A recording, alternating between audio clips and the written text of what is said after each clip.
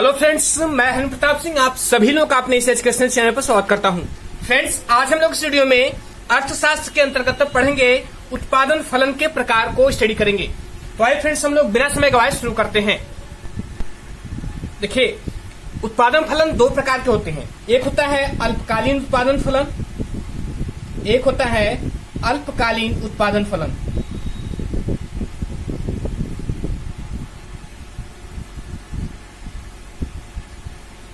और दूसरा होता है दीर्घकालीन उत्पादन फलन, और दूसरा जो होता है वह दीर्घकालीन उत्पादन फलन होता है। फ्रेंड्स, उत्पादन फलन के प्रकार के अंतर्गत दो प्रकार आते हैं। पहला है अल्पकालीन उत्पादन फलन और दूसरा है दीर्घकालीन उत्पादन फलन। हम दोनों का बारी बारी से अध्ययन करेंगे। तो सबसे पहले हम लोग जो है अल्पकालीन उत्पादन फलन को समझते हैं कि ये अल्पकालीन उत्पादन फलन क्या होता है। देखिए, उत्पादन फलन में जो समय तत्व होता है, वह एक महत्वपूर्ण स्थान रखता है। फिर समय तत्व जो होता है वह महत्वपूर्ण स्थान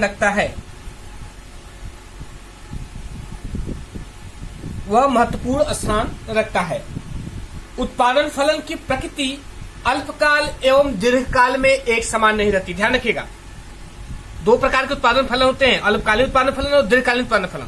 तो जो उत्पादन फलन की जो प्रकृति है वह अल्पकाल एवं दीर्घकाल में एक समान नहीं रहती। फ्रेंड्स, मैं फिर से रिपीट कर रहा हूं कि जो उत्पादन फलन की प्रकृति होती है वह अल्पकाल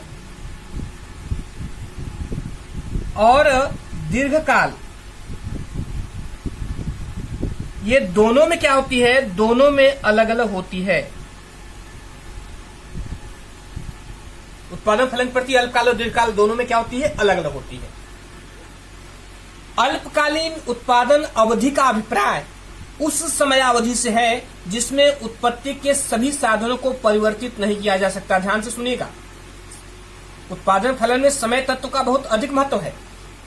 इसमें अल्पकाल में जो है अल्पकालीन उत्पादन अवधि का अभिप्राय, ध्यान सुनिएगा, अल्पकालीन उत्पादन अवधि का अभिप्राय उस समय अवधि से है जिसमें उत्पत्ति के सभी साधनों को परिवर्तित नहीं किया जा सकता। अल्पकालीन उत्पादन फलन के अंतर्गत जो उत्पत्ति के साधन हैं या जो उत्पादन के जो साधन हैं, जो उत्पादन के साधन हैं उन्हें परिवर्तित नहीं किया जा सकता। उत्पादन के साधन, सभी साधनों को, सभी उत्पादन के जो साधन हैं उनको परिवर्तित नहीं किया जा सकता।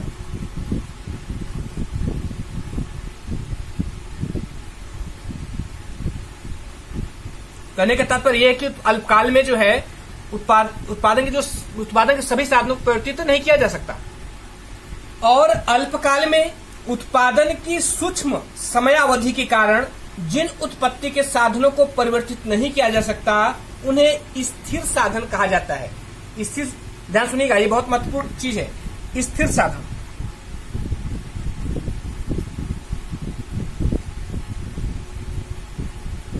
स्थिर साधन क्या होते हैं? स्थिर इसमें जो है कि अल्पकाल में उत्पादन की सूक्ष्म समय अवधि कारण जिन उत्पत्ति साधनों को परिवर्तित नहीं किया जा सकता उन्हें स्थिर साधन कहा जाता है। जब अल्पकाल में इतना समय नहीं है ताकि जो उत्पादन के सभी साधनों को परिवर्तित किया जाए, तो जो साधन परिवर्तित नहीं हो पाते हैं उनको स्थिर साधन कहा जाता है। देखिए, इसके हर कॉन्सेप्ट को याद रखना, समझना बहुत जरूरी है। स्थिर साधन कौन होते हैं? तो जो साधन अल्पकाल में परिवर्तित नहीं किए जा सकते वही कौन होते हैं, वही क्या होते हैं, स्थिर साधन होते हैं। लेकिन अल्पकालीन उत्पादन फलन के अंतर्गत उत्पत्ति के कुछ साधन परिवर्तनशील होते हैं। परिवर्तनशील का मतलब उन साधनों को परिवर्तित किया जा सकता है। जैसे पूंजी को जो है परिवर्तित किया जा सकता है। सॉरी, इसमें श्रम रहेगा। पूंजी जो है स्थिर साधन है, जैसे श्रम है। फ्रेंड्स, इसमें श्रम है, जैसे श्रम को जो है अल्पकालीन परिवर्तित किया जा सकता है। जबकि कुछ जो स्थिर साधन होते हैं उनको परिवर्तित नहीं किया जा सकता। तो स्थिर साधन में कौन कौन से साधन आते हैं? ये जो श्रम होता है ये परिवर्तनशील साधन होता है। और स्थिर साधन में कौन कौन से आते हैं? देखिए, स्थिर साधन में पहला क्या आता है? पूंजी आती है।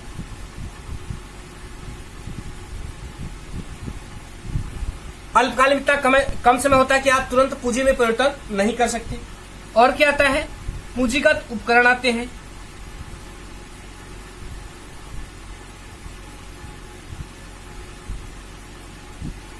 और क्या आता है?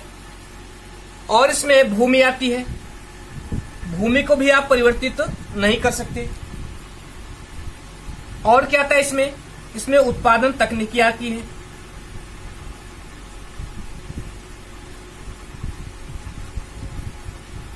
क्या आता है? उत्पादन तकनीकी आदि है। तो अभी तक जो मैंने आपको बताया कि पहली बात कि मैंने बताया कि उत्पादन फलन में समय तत्व बहुत महत्वपूर्ण होता है और अल्पकाल में इतना कम समय होता है कि सभी साधनों को परिवर्तित नहीं किया जा सकता। जिन साधनों को परिवर्तित नहीं किया जा सकता उन्हें क्या कहते हैं? स्थिर साधन कहते हैं।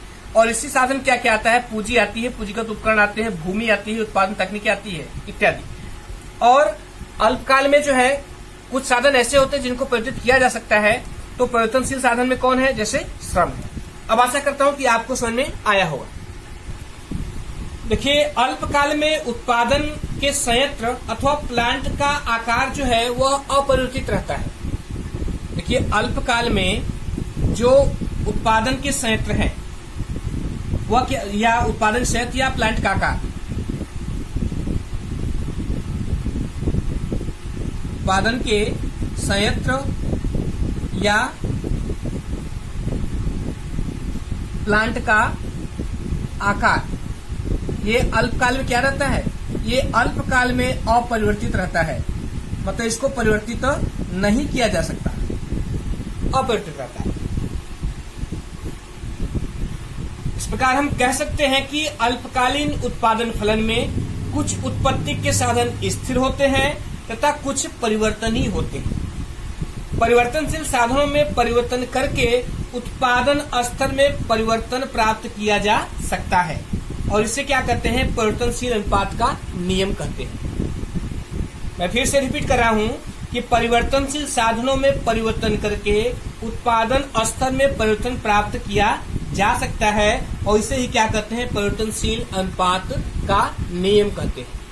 देखिए, मैंने अभी आपको बताया कि साधन कितने होते हैं। एक स्थिर साधन होता है, उत्पादन का स्थिर साधन होता है, एक परिवर्तनशील होता है। ठीक, एक परिवर्तनशील होता है।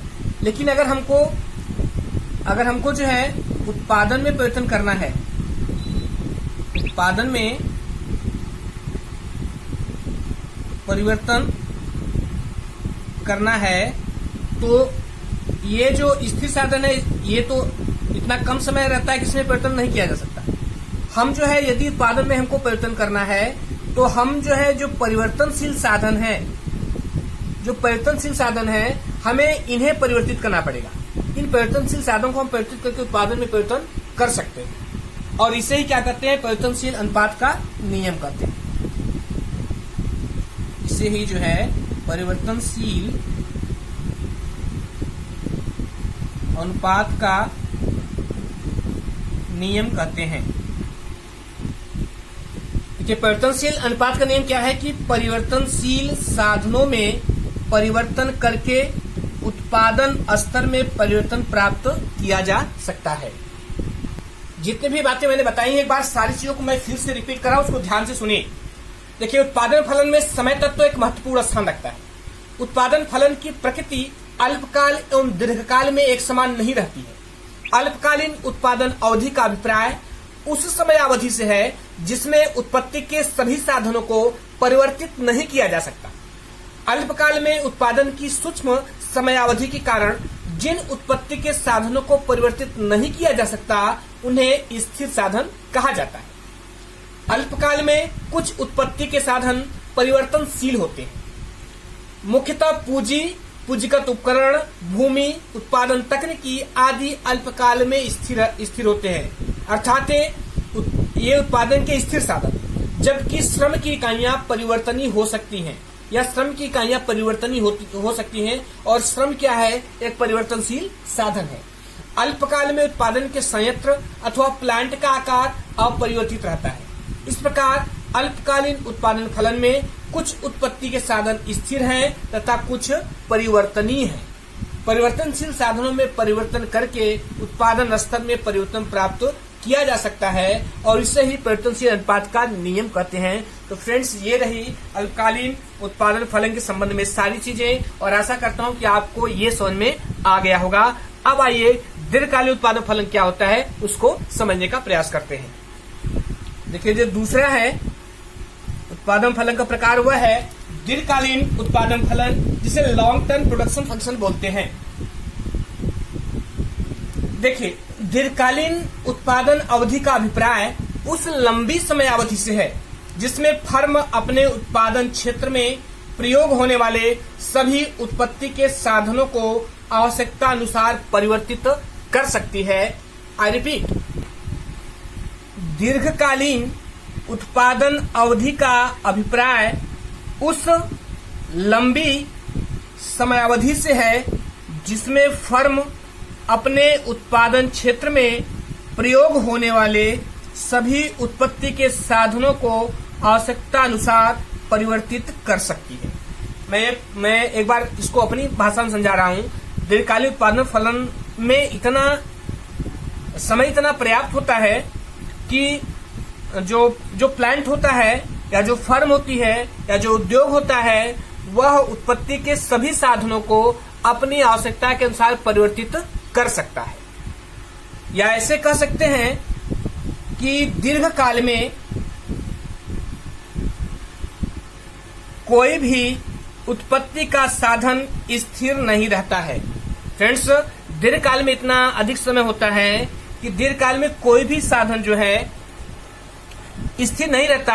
सभी साधन क्या होते हैं? परिवर्तनशील हो जाते हैं। यह बहुत महत्वपूर्ण फैक्ट है, पूछा जाता है परीक्षा में।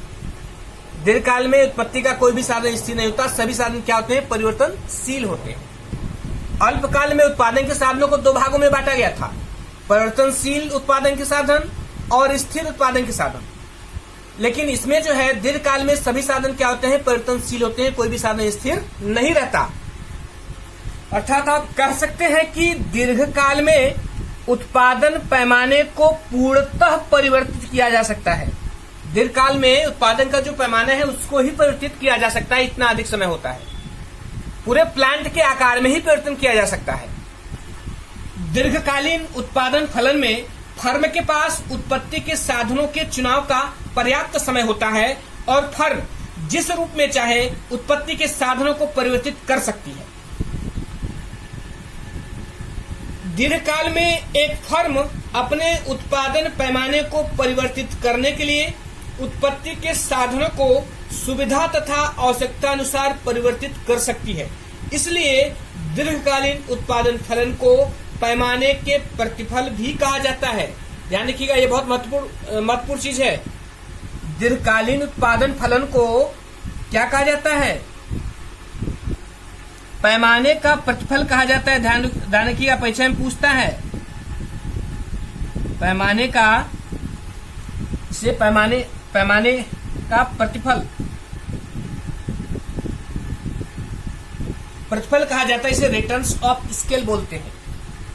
तो पैमाने का प्रतिफल ये पूछा जाता है, पैमाने का प्रतिफल किसे कहा जाता है? उसमें कई ऑप्शन है जिसमें दीर्घकालीन उत्पादन फलन भी रहेगा। या इस तरह पूछ सकता है दीर्घकालीन उत्पादन फलन को और क्या कहा जाता है? तो उससे क्या कहा जाता है? पैमाने का प्रतिफल कहा जाता है। और पैमाने का प्रतिफल क्या है कि दीर्घकाल, उसका ये है कि दीर्घकाल में एक फर्म अपने उत्पादन पैमाने को परिवर्तित करने के लिए उत्पत्ति के साधनों को सुविधानुसार तथा आवश्यकता अनुसार परिवर्तित कर सकती है। मैं एक बार फिर से रिपीट कर रहा हूं कि दीर्घकालीन उत्पादन फलन को ही क्या कहते हैं? पैमाने का प्रतिफल कहते हैं। ये पूछा जाता है पैमाने का प्रतिफल का मतलब क्या होता है, या दीर्घकालीन उत्पादन फलन का मतलब क्या होता है। लास्ट में मैंने फिर से लिख दिया है ताकि आप स्क्रीनशॉट ले सकें इसको ऐसी मेमोरी रखने के लिए। देखिए पैमाने का प्रतिफल क्या है कि दीर्घकाल में एक फर्म अपने उत्पादन पैमाने को परिवर्तित करने के लिए उत्पत्ति के साधनों को सुविधा या आवश्यकता अनुसार परिवर्तित कर सकती है। तो फ्रेंड्स, ये रहा उत्पादन फलन के प्रकार। अल्पकालीन उत्पादन फलन और दीर्घकालीन उत्पादन फलन दोनों चीजों को मैंने आपको समझाने की कोशिश की है और आशा करता हूं कि समझ में आया होगा।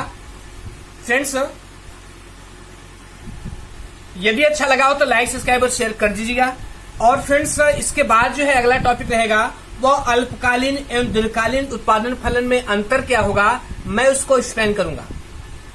अल्पकालीन और चूंकि दोनों देखेंगे आप तो अंतर आपको अपने आप समझ में आ जाएगा, लेकिन कुछ ऐसे पॉइंट्स हैं जिसको मैं थोड़ा और इलोबरेट करूंगा तो आपको सारी चीजें एकदम दिमाग में बैठ जाएंगी कि अल्पकालीन और दीर्घकालीन उत्पादन फलन में क्या अंतर होता है। तो नेक्स्ट वीडियो में जो मेरा अगला टॉपिक रहेगा वो रहेगा अल्पकालीन और दीर्घकालीन उत्पादन फलन में अंतर। तो फ्रेंड्स, मैं आपको फिर से एक बार यह वीडियो देखने के लिए धन्यवाद देता हूं और निश्चित रूप से लाइक, सब्सक्राइब और शेयर कर दीजिएगा। अपने कमेंट जरूर दीजिएगा कि यह वीडियो कैसा रहा।